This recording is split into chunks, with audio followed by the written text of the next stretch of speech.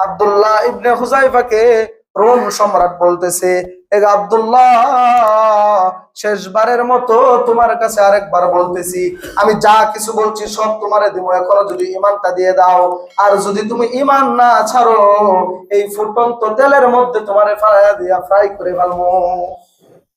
আব্দুল্লাহ ইবনে হুযায়ফা বলেন, এই তেলে কেন, আমার যদি আর চাইতে আরো উত্তপ্ত তেলের মধ্যে ফেলাও, আমি আমার ঈমান ছাড়বো না। রোম সম্রাট ওই কয়েদিটাকে ধরে নিয়ে আসছিল, আব্দুল্লাহ ইবনে হুযায়ফার সামনে এই উত্তপ্ত তেলের মধ্যে একটা কয়েদিকে ছেড়ে দিল। কয়েদিটা সঙ্গে সঙ্গে ভুনা হয়ে গেছে, শরীরের চামড়াগুলো খসে গেছে। রোম সম্রাট আবার বলতেছে, আব্দুল্লাহ, যদি ঈমান না ছাড়ো, তোমারও এটার মধ্যে ফেলাবো। আব্দুল্লাহ ইবনে হুযায়ফার চোখ দিয়ে ঝরঝর করে পানি পড়তেছে, কান্না করতেছে। রোম সম্রাট বলতেছে, কি ব্যাপারে, এখন কেন অনুশোচনা আসলো? কখন থেকেই তো তোমাকে বুঝাইতেছি, তুমি যদি ঈমান ছাড়ো এখানে ফেলাবো না, কান্না করো কেন?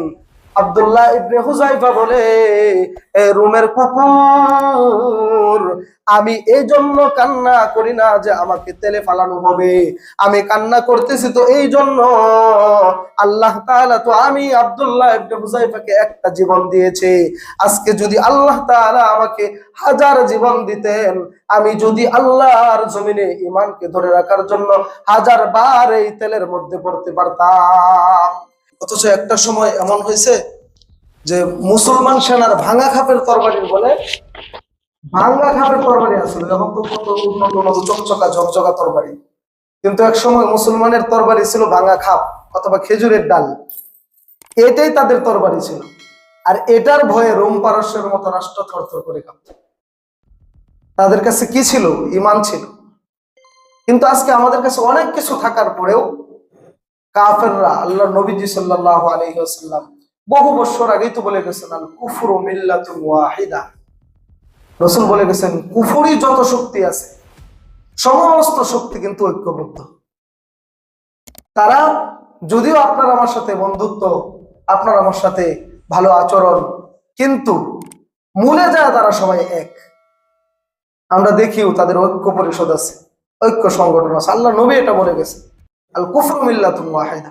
কিভাবে মুসলমানদের ঈমানকে ধ্বংস করা যায়, ইসলাম ধর্ম এই জমিনে টিকে থাকুক, এটা কোনো কাফের চায় না, সে যে ধর্মেরই হোক। এটা আমি বলি নাই, আল্লাহ তাআলা বলছেন। আমি খুতবার মধ্যে যে আয়াতটা তেলাওয়াত করেছি, ইউরিদুনা আন ইউতফিউ নূরাল্লাহ বিআফওয়াহিহিম ওয়াল্লাহু মুতিম্মু নূরিহি ওয়ালাউ কারিহাল কাফিরুন।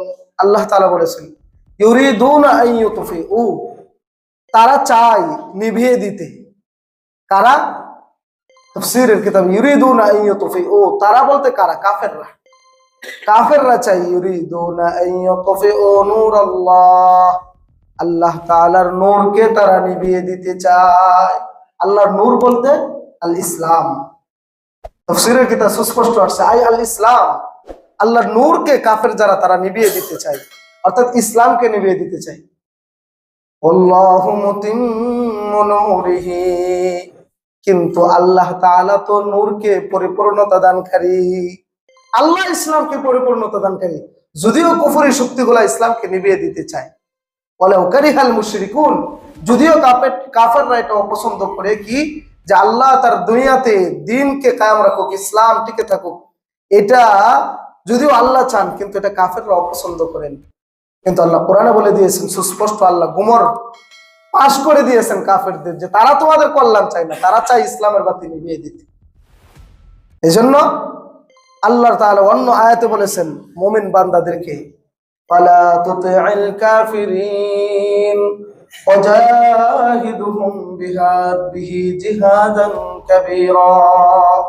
আল্লাহ তাআলা বলেছেন, হে আমার বান্দারা, তোমরা কাফেরদের অনুসরণ করো না, কাফেরদেরকে বন্ধু বানিও না। এমনি তাদের সাথে সমাজে থাকতে দেয়া, চলাফেরা ঠিকই করবা, কিন্তু তাদেরকে অন্তরঙ্গ বন্ধু বানাও না। ওয়াজাহিদুহুম বিহি জিহাদান কাবীরা, বরং তাদের সাথে তোমাদের সর্বস্ব শক্তি দিয়ে ইসলামের পক্ষ হয়ে তোমরা জিহাদ করো। এটা আল্লাহ তাআলা বলেছেন, আমাদের বন্ধু বলেন না, আমরা যদিও তাদেরকে বন্ধু বানি। অন্য আয়াতে আল্লাহ বলেন, ইন্নাল্লাযীনা আমানু ইউকাতিলুনা ফি সাবিলিল্লাহ ওয়াল্লাযীনা কাফারু ইউকাতিলুনা ফি সাবিলিত তাগুত। আল্লাহ তাআলা বলেছেন, যারা ঈমানদার, যারা আমি আল্লাহকে আল্লাহ বলে স্বীকার করেছে, যারা ফেরেশতাদের উপর ঈমান এনেছে, যারা আমি আল্লাহর প্রেরিত বান্দাদের উপর ঈমান এনেছে, যারা আমি আল্লাহর পক্ষ থেকে প্রেরিত কিতাবের উপর ঈমান এনেছে, তারা আল্লাহর রাস্তায় জিহাদ করে, ওয়াল্লাযীনা কাফারু ইউকাতিলুনা ফি সাবিলিত তাগুত, আর যারা কাফের তারা তাগুত অর্থাৎ শয়তানের রাস্তায় জিহাদ করে। ঈমানদার যারা, তারা জিহাদ করে কার রাস্তায়? আল্লাহর রাস্তায়। আর দুনিয়াতে যত চেষ্টা মুজাহাদা কাফেরদের, তাদের হলো তাগুতের রাস্তায়। ফাকাতিলুহুম আউলিয়া আশ-শাইতান ইন্না কাইদাশ শাইতানি কানা দাঈফা। তাগুত ফাকাতিলুহুম আউলিয়া আশ-শাইতান, সুতরাং হে বান্দারা, তোমরা শয়তানের বাহিনী, তাগুতের বাহিনীর সাথে তোমরা জিহাদ করো, কারণ তারা যে ষড়যন্ত্রটা করে, তাদের ষড়যন্ত্র অতি দুর্বল। তোমরা তাদের সাথে জিহাদ করলে পৃথিবীর শুরু থেকে আমি তোমাদেরকে বিজয় দিয়েছি, কিয়ামত পর্যন্ত আমি তোমাদেরকে বিজয় দিব। মুসলমানদেরকে আল্লাহ তাআলা কাফেরদের সহিত বন্ধুত্ব স্থাপন করতে বলে নাই। সমাজে চলবা, মানুষ হিসাবে একজন আরেকজনের সাথে সৌহার্দ্যপূর্ণ আচরণ তো থাকবে, কিন্তু দিল থেকে যদিও আমরা কাউকে বন্ধু মানি, ওরা কিন্তু বন্ধু না, ওরা কিন্তু আপনার আমার চিরশত্রু। সবাই ঐক্য হয়ে যাবে আপনার আমার রক্ত নেওয়ার জন্য। আপনি তাদের পণ্য কিনে তাদেরকে আমার রক্ত ঘামের টাকা সব দিয়ে দিচ্ছি, আর আমার রক্ত মিশ্রিত টাকা নিয়ে তারা সেই অর্থ দিয়ে বুলেট কিনে ওই বুলেট আপনার আমার বুকের উপর মারতেছে। মুসলমানরা এখন আমরা হয়তো আমাদের ইমানি শক্তি দুর্বল হয়ে গেছে বিধায় কাফেরদের সামনে আমরা মাথা উঁচু করতে পারি না। কিন্তু একটা সময়, ওই যে আমি একদিন বলেছিলাম, স্পেন বিজয় করেছিল খলিফা ওয়ালিদ বিন জিয়াদ, খলিফা ওয়ালিদ বিন জিয়াদের আমলে, তারেক বিন জিয়াদের নেতৃত্বে মাত্র 12,000 সৈন্য নিয়ে 1,00,000 সৈন্য, খ্রিস্টান রাজা রডারিক তার 1,00,000 সৈন্য ছিল, আর এদিক দিয়ে মুসলমানদের মাত্র 12,000 সৈন্য নিয়ে খ্রিস্টান রাজার সাথে জিহাদ করে, যুদ্ধ করে স্পেন বিজয় করেছিল। যেই লাঞ্ছনা সহ্য করতে না পেরে খ্রিস্টান রাজা রডারিক আত্মহত্যা করেছিল, যে মাত্র 12,000-এর সাথে মোকাবেলা করে আমি 1,00,000 দিয়ে পরাজিত হলাম। এই গ্লানি সহ্য করতে না পেরে আত্মহত্যা করেছিল খ্রিস্টান রাজা। ওই সময় স্পেনের মধ্যে মসজিদ ছিল মুসলমানদের, যেই মসজিদে, আমাদের মসজিদে মাত্র একটা খুঁটি, আর ওই মসজিদটা এত বড় মসজিদ ছিল, 1417টা খুঁটি ছিল মসজিদের ভিতরে। 1417টা খুঁটি, শুধু এমন না, ওই মসজিদে যে বাতি জ্বালানো হইতো, প্রদীপ জ্বালানো হইতো, এই প্রদীপ জ্বালানোর জন্য বৎসরে 314 মণ তেল লাগতো, 3.5 মণ মোম লাগতো। আর এই মোম বানানোর জন্য যে তারা সুতা ব্যবহার করতো, কিতাবের মধ্যে লিখেছে 34 সের সুতা লাগতো শুধু ওই মোমটি বানানোর জন্য। শুক্রবার দিন আদাসের তারা ওই যে চন্দন কাঠ আর 1 পোয়া আম্বর জ্বালাইতো মুসল্লিদের সুঘ্রাণের জন্য। এত বড় মসজিদ ছিল, এটা মুসলমানদের করতলে ছিল, 1,00,000 মানুষ একসাথে জুমার নামাজ আদায় করতে পারত। কিন্তু আজকে সেই মসজিদে মুসলমানরা 2 রাকাত নফল নামাজ পড়ার সুযোগ পায় না। কিসের জন্য? মুসলমানদের দিলে যখন ওহান আল্লাহ তাআলা পয়দা করে দিলেন, মুসলমানরা যখন অর্থের প্রতি, অর্থের মোহে, যখন সম্পদের মোহে যখন পড়ে গেল, এবং মৃত্যুর ভয় মুসলমানদের উঠে গেল। মৃত্যুর ভয় বান্দার মধ্যে যদি না থাকে, সে বান্দা আর বান্দা থাকে না। যখন বান্দার মধ্যে থেকে, মুসলমানদের মধ্যে থেকে মৃত্যুর ভয় ঢুকে গেছে, অন্যদিকে আবার দুনিয়ার লোভ লালসা ঢুকছে, তখন আল্লাহ তাআলা রূপটা পরিবর্তন করে দিলেন। ফার্ডিন্যান্ড একজন রাজা, আর হলো রানী ইসাবেলা, এরা দুইজন এই মসজিদে 7 লক্ষ নারী পুরুষ, মুসলমান নারী পুরুষকে একসাথে আগুন দিয়ে পুড়িয়ে দিয়েছিল। এই দিনটাকেই খ্রিস্টানরা এপ্রিল ফুল দিবস হিসেবে পালন করে। ওই সময় মাত্র 12,000 ছিল, কিন্তু তারা ঈমান ছিল অগ্নিকুণ্ডের মতো, তাদের ঈমান ছিল আসল ঈমান, যার কারণে অল্প সংখ্যক মুসলমান থাকার পরেও কাফেররা এত শক্তি বল থাকার পরেও, তাদের এত জনমত, এত অর্থ, এত টাকা, এত অস্ত্র থাকার পরেও মুসলমানদের সাথে মোকাবেলা করে যে জিততে পারে নাই, সর্বদাই পরাজিত হয়েছেন। তারা মুসলমানের বিরুদ্ধে যেটা ইচ্ছা সেটা বাস্তবায়ন করতে পারে নাই।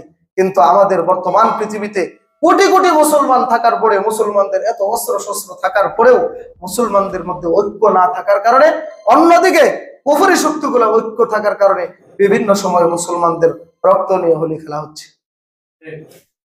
এই জন্য আল্লাহ তাআলা বলছেন বিভিন্ন আয়াতের মধ্যে, কোরআনের মধ্যে বলেছেন, এ দুনিয়ার বান্দারা তোমরা ঈমান আনো, ঈমান যেই পর্যন্ত না তোমরা ঈমানদার হবা, ওর আগ পর্যন্ত তোমরা কাফেরদের সাথে মোকাবেলা করতে পারবা না।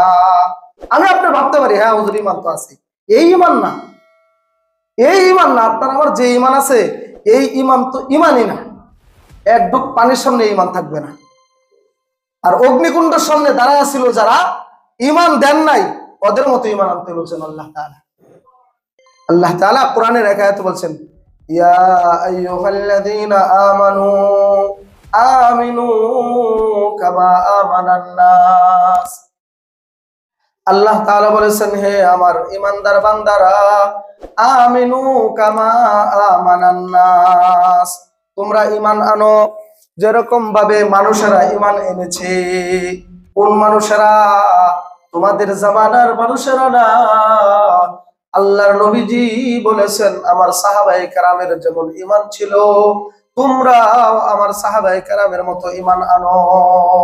যে পর্যন্ত না সাহাবায়ে কেরামের ঈমান যেমন ছিল, ওই পরিমাণ সাহাবায়ে কেরামের মতো ঈমান যে পর্যন্ত তোমরা না আনবা, কিয়ামত পর্যন্ত তোমরা বেদিনদের হাতে নিষ্পেষিত হতে থাকবা, অপমানিত লাঞ্ছিত হতে থাকবা। পক্ষান্তরে তোমাদের ঈমান যখন সাহাবায়ে কেরামের মতো ঈমান হয়ে যাবে, তখন তোমরা আগুনের সামনে দাঁড়িয়ে থাকবা, কামানের সামনে দাঁড়িয়ে থাকবা, এরপরেও ঈমান দিবা না। সাহাবায়ে কেরামের মতো ঈমান আনার কথা বলছেন। আল্লাহর নবীজির এক সাহাবী ছিল না, আব্দুল্লাহ ইবনে হুযায়ফা রাদিয়াল্লাহু তাআলা আনহু, খলিফাতুল মুসলিমিন হযরত ওমর ফারুক রাদিয়াল্লাহু তাআলা আনহুর জামানায় রোমদের সাথে সরাসরি যে যুদ্ধ হয়েছিল, ওই সরাসরি যুদ্ধের সময় সরাসরি তাদের সাথে খলিফাতুল মুসলিমিনের জামানায় যুদ্ধ হয়েছে। ওই যুদ্ধের মধ্যে রোম সম্রাট তার সেনাপতিকে নির্দেশ দিচ্ছে, হে সেনাপতি, কাফেরদের মুসলমানদের সাথে যুদ্ধ করবা, জিহাদ করবা।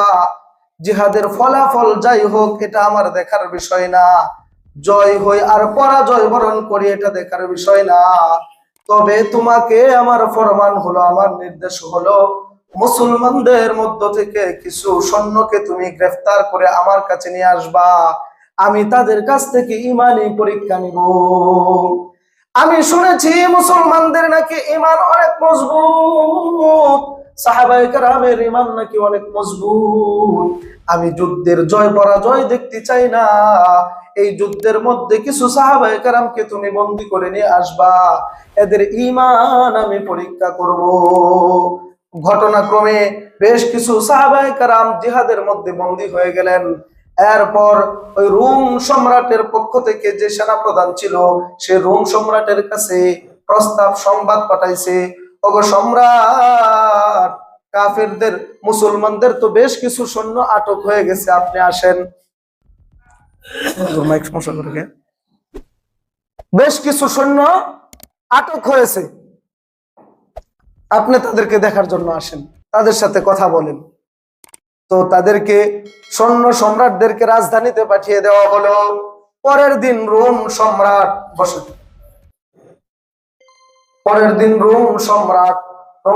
সৈন্যদের সামনে গেল। যাওয়ার পরে সৈন্যদেরকে, মুসলমান সৈন্যদেরকে রোম সম্রাট যা জিজ্ঞাসা করতেছে, তোমাদের মধ্যে দলপতি কে, তোমাদের নেতাকে? কারণ যে কোনো দলের নেতাকে যদি খুঁজে পাওয়া যায়, ভালো হোক মন্দ হোক, সমাধান করা সহজ। রোম সম্রাট বললেন, তোমাদের মধ্যে নেতাকে? একজন যুবক দাঁড়ায় যা বললেন, আমি হলাম মুসলমান সৈন্যদের নেতা। উনি হলো রাসূল করিম সাল্লাল্লাহু আলাইহি ওয়াসাল্লামের ঈমানদীপ্ত সাহাবী আব্দুল্লাহ ইবনে হুযায়ফা রাদিয়াল্লাহু তাআলা আনহু। আব্দুল্লাহ ইবনে হুযায়ফা যখন দাঁড়ালেন, রোম সম্রাট তাকে বলতেছেন তুমি এদিকে আসো, এদিকে আসো।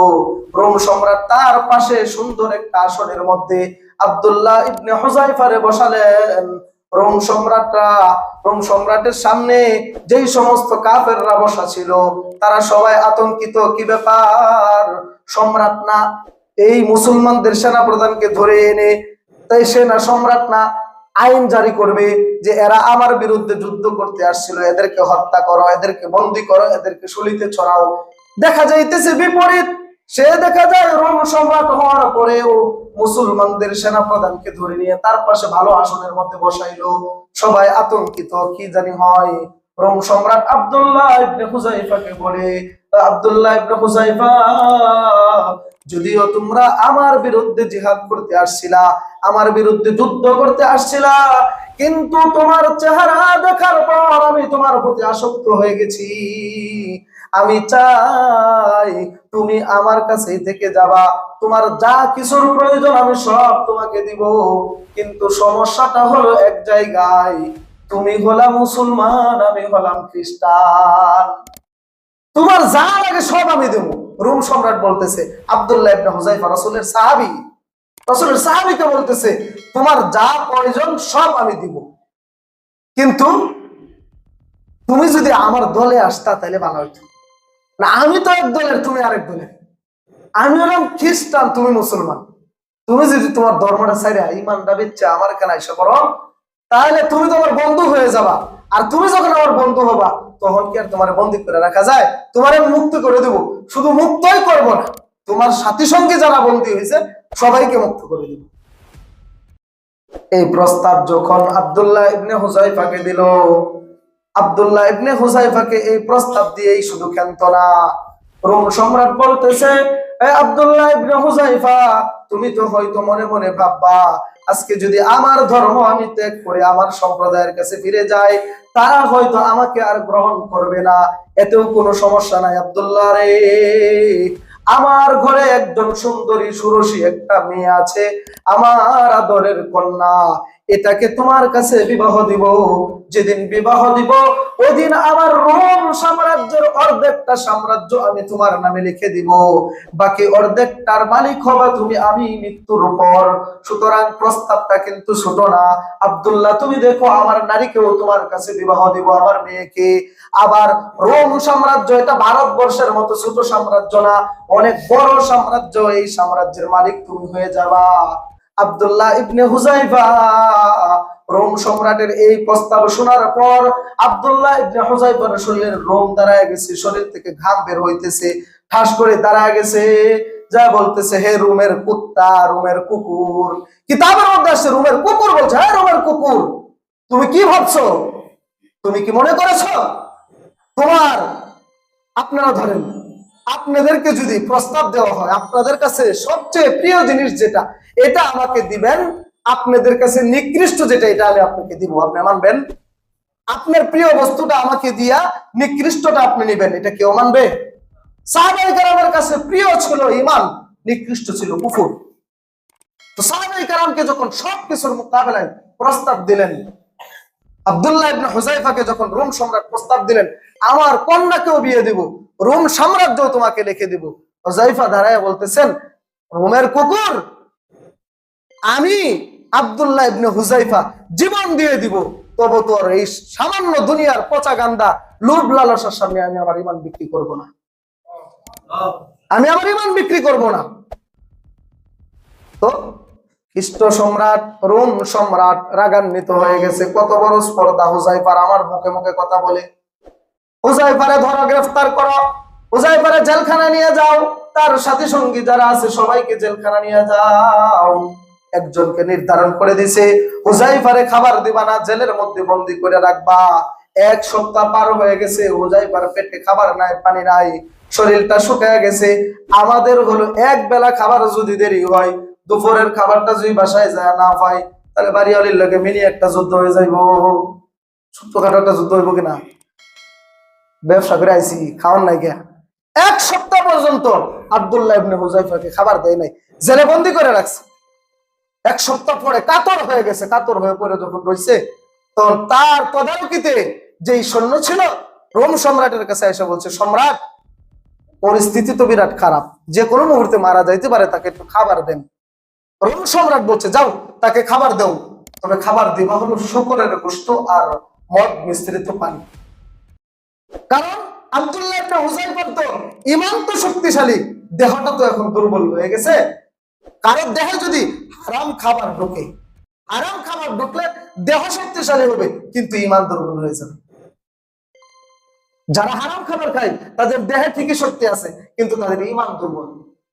আব্দুল্লাহ ইবনে হুযায়ফা উনি তো রাসূলের সাহাবী, উনি হারাম খাইতে পারেন না, যদিও দুনিয়ার খাবার গ্রহণ না করার কারণে শারীরিকভাবে অসুস্থ হয়ে পড়ছেন, শারীরিকভাবে দুর্বল হয়ে পড়ছেন, কিন্তু রোম সম্রাটের পরামর্শ হলো তাকে খাবার দাও কি শুকরের গোশত দাও আর মদ মিশ্রিত পানি দাও, হারাম খাওয়ার ফলে তার ঈমানটা দুর্বল হবে। তো রোম সম্রাটের পক্ষ থেকে যখন আব্দুল্লাহ ইবনে হুযায়ফার কাছে এই ধরনের খাবার নিয়ে যাওয়া হলো, আব্দুল্লাহ ইবনে হুযায়ফা বলছে, তাড়াতাড়ি এই খাবার নিয়ে যান, নাহলে শট মারবো। তাড়াতাড়ি নিয়ে যান, তাহলে শট মারবো। এতক্ষণ যাবে না, একবার পড়ে রয়েছে বিস্তার মধ্যে, লড়তে পারে না, কথা বলতে পারে না, হারাম খাবার দেখার পরে চুট শরীরে বাইরে গেছে। ঈমানে বলে বলিয়ান ছিল তারা, তাদের সামনে ঈমানের সামনে জান বিলীন হয়ে গেছে, তো আক্কা করে নাই। তো খ্রিস্ট সম্রাটের কাছে, রোম সম্রাটের কাছে তার প্রতিনিধি যা বলতেছে, আব্দুল্লাহ ইবনে হুযায়ফা তো বলছে খাবার না আনলে বলে শট মারবো। কি করছে, আর দিন দিন স্পর্ধা বাড়তে আছে। এক বড় কড়াইয়ের মধ্যে তেল, উত্তপ্ত তেল জাল দিয়ে এই তেলের মধ্যে ডালমো। বিশাল বড় কড়ার লম্বা ঘটনা আমি সংক্ষেপ করে বলতেছি। আল বিদায়া ওয়ান নিহায়া একটা কিতাব আছে, এই কিতাব থেকে আমি এই ঘটনা পড়েছি। এখানে বড় একটা কড়াই, এই কড়াই আনা হয়েছে, কড়াইয়ের মধ্যে উত্তপ্ত করে তেল জাল দেওয়া হইতেছে। রোম সম্রাট বলছে, একজন কয়েদিকে ধরে নিয়ে আসো। কয়েদিটাকেও ধরে নিয়ে আসে, আব্দুল্লাহ ইবনে হুযায়ফাকে তার সৈন্য সহ ধরে নিয়ে আসে। আব্দুল্লাহ ইবনে হুযায়ফাকে রোম সম্রাট বলতেছে, আব্দুল্লাহ, শেষবারের মতো তোমার কাছে আরেকবার বলতেছি, আমি যা কিছু বলছি সব তোমারে দিব, এখনো যদি ঈমানটা দিয়ে দাও, আর যদি তুমি ঈমান না ছাড়ো এই ফুটন্ত তেলের মধ্যে তোমারে ফালাইয়া দিয়া ফ্রাই করে ফেলবো। আব্দুল্লাহ ইবনে হুযায়ফা বলেন, এই তেলে কেন, আমার যদি আর চাইতো আরো উত্তপ্ত তেলের মধ্যে ফেলাও, আমি আমার ঈমান ছাড়বো না। রোম সম্রাট ওই কয়েদিটাকে ধরে নিয়ে আসছিল, আব্দুল্লাহ ইবনে হুযায়ফার সামনে এই উত্তপ্ত তেলের মধ্যে একটা কয়েদিকে ছেড়ে দিল। কয়েদিটা সঙ্গে সঙ্গে ভুনা হয়ে গেছে, শরীরের চামড়া গুলো খসে গেছে।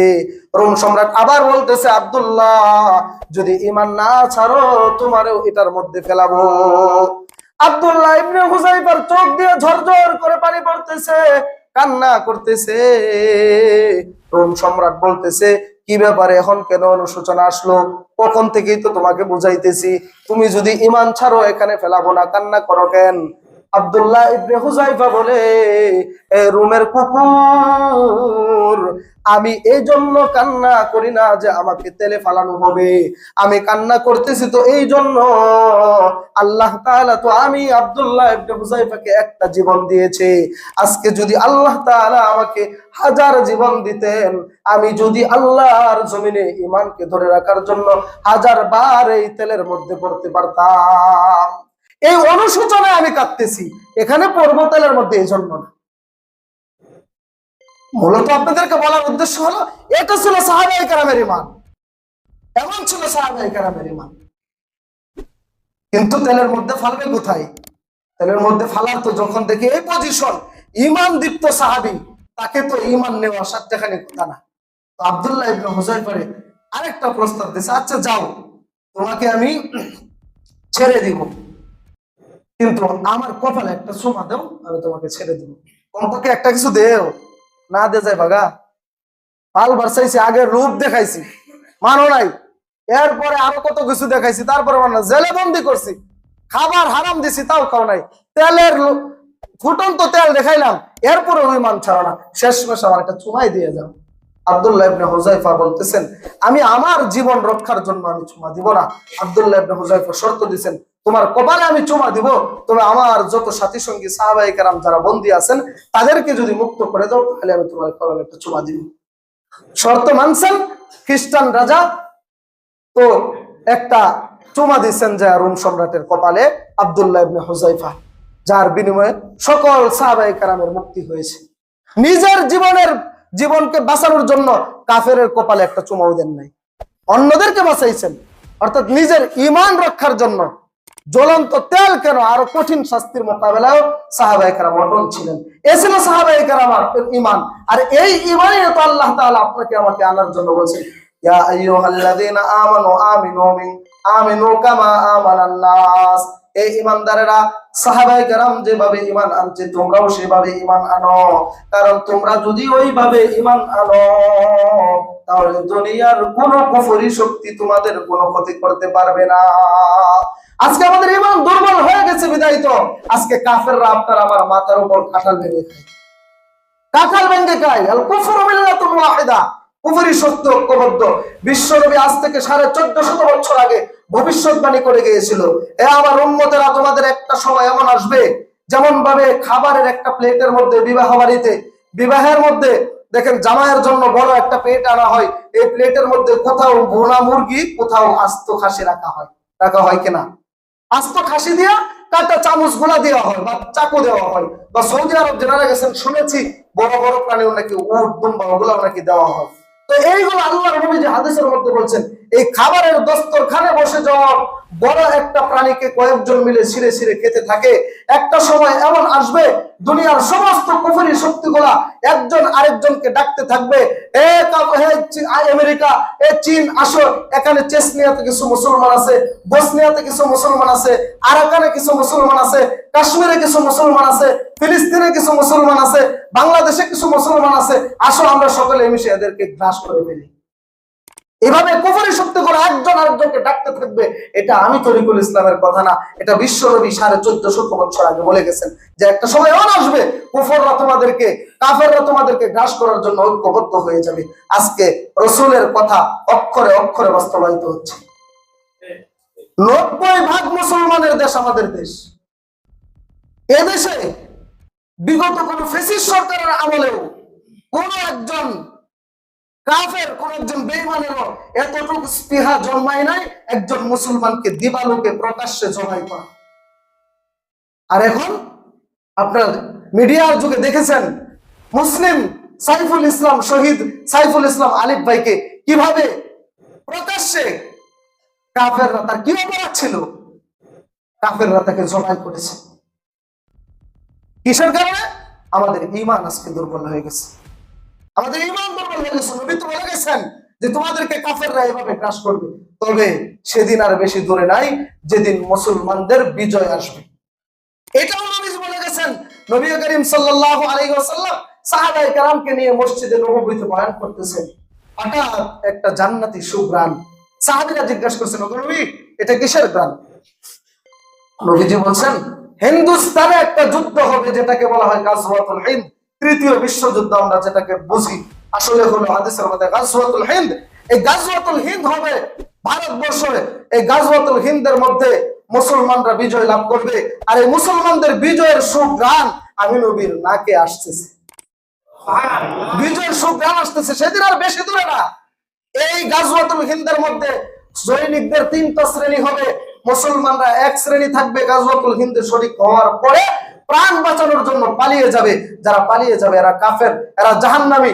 আরেক শ্রেণী থাকবে যারা গাজওয়াতুল হিন্দের মধ্যে শাহাদাত বরণ করবে। আরেক শ্রেণী থাকবে যারা গাজওয়াতুল হিন্দে কাফেরদের সাথে হিন্দু, বৌদ্ধ, খ্রিস্টান, ইহুদি, নাসারা এদেরকে কচুকাটা করবে। আর আল্লাহর নবী হাদিসের মধ্যে বলেছেন, এই গাজওয়াতুল হিন্দের মধ্যে যে সমস্ত ব্যক্তিরা, আমার যে সমস্ত উম্মতেরা এরা শহীদ হবে বা কচুকাটা করবে, এদের মর্যাদা হলো বদরের যুদ্ধে 313 জনের যে মর্যাদা ছিল সেই মর্যাদা। সেদিন আর বেশি দূরে না, মুসলমানদের বিজয় ছেড়ে আসবে। আজকে আমাদের মুসলিম দেশে, আমাদের 99% মুসলমানের দেশে মুসলমানকে হত্যা করা হচ্ছে, অথচ আমরা মসজিদ আর তসবিহ আর টুপি জায়নামাজ নিয়ে বসে আছি। আর আমি ওয়াজ করেই লাভ কি, আর তসবিহ জায়নামাজ নিয়ে লাভ কি, ওয়াজ করেই লাভ কি? কি লাভ? ইসলাম যদি টিকে না থাকে দুনিয়াতে, ঈমান যদি টিকে না থাকে, কি হবে এগুলা দিয়ে? ইসলাম কোনোদিনও তসবিহ আর জায়নামাজ দিয়ে শুধু বিজয় হয় নাই। যদি তসবিহ আর জায়নামাজ দিয়ে বিজয় হইতেন, বিশ্বনবী কোনোদিন তরবারি হাতে নিতেন? বিশ্বনবী তরবারি হাতে নেন নাই, গাছওয়াতে শরীক হয় নাই, সারিয়াতে শরীক হয় নাই, উনি নিজের হাতে কচু কাটা করে নাই। ওনার চেয়ে ভালো মানুষ কেউ ছিল? এখন যদি বলেন হুজুর আপনি যে কথা কইতেছেন এটা তো রাজনীতি, রাজনীতি বলেন না। যদি কেউ বলেন যে এটা রাজনীতি, আপনি বোকার স্বর্গে বাস করেন। এটা ফরজ। জিহাদের বিধানকে যদি কেউ অস্বীকার করে, তার ঈমান থাকবে না, কাফের হয়ে যাবে। আপনি নামাজ পড়বেন, রোজা রাখবেন, মসজিদ মাদ্রাসায় এত চকচকা ঝকঝকা করে, কি লাভ যদি ঈমানটা না থাকে, ইসলাম না থাকে, যদি দুনিয়াতে ঈমানের পরিবেশ কায়েম না থাকে, যদি আপনি স্বাধীনভাবে আল্লাহর গোলামি না করতে পারেন, এই দুনিয়া এই জিন্দেগি রেখে লাভ কি? এজন্য মুসলমানদের ঐক্যবদ্ধ হয়ে কাফেরদের দাঁত ভাঙা জবাব দিতে হবে। তাই আজকে সারা বাংলাদেশের সমস্ত মসজিদের মিম্বার থেকে আওয়াজ উঠতেছে, সবাই একই স্লোগান, একই কথা। আমিও বলতে চাই আপনাদেরকে নিয়ে, আমরাও সেই সাইফুল ইসলাম আলিফ ভাইয়ের হত্যার, নৃশংস হত্যার বিচার চাই, বিচার দাবি করি। যে পর্যন্ত বিচার না হবে, মুসলমান কোনোদিনও স্তব্ধ থাকতে পারে না। আমরা বিচার চাই।